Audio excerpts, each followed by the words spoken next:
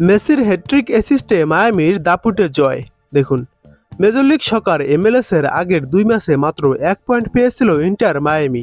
হতাশাকে পেছনে ফেলে লিওনেল মেসির হ্যাট্রিক অ্যাসিস্টে আজ 5 অক্টোবর জয় ফিরেছে ইন্টার মায়ামি।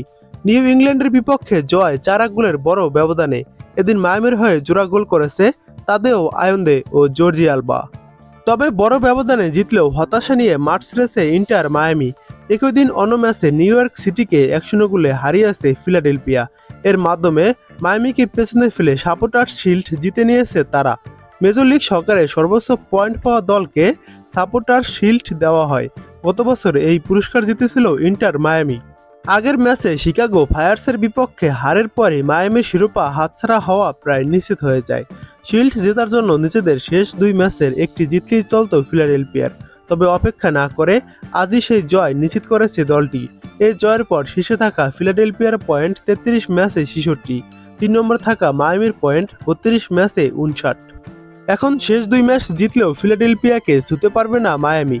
অন্যদিকে 33 ম্যাচে 62 পয়েন্ট নিয়ে 2 নম্বরে আছে সিনসিনাটি। তাদের পক্ষেও ফিলাডেলফিয়াকে ছোঁয়ার সুযোগ নেই। ফলে সাপোর্টার শিল্ড নিজেদের করে নিয়েছে দলটি।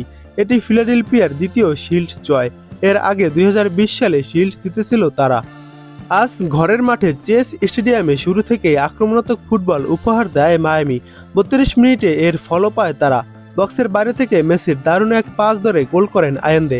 প্রথমার্ধে যোগ করার সময় দেখা যায় মেসি আলবা জুটি। বক্সের ভেতর মেসির পাস থেকে গোল করে আলবা।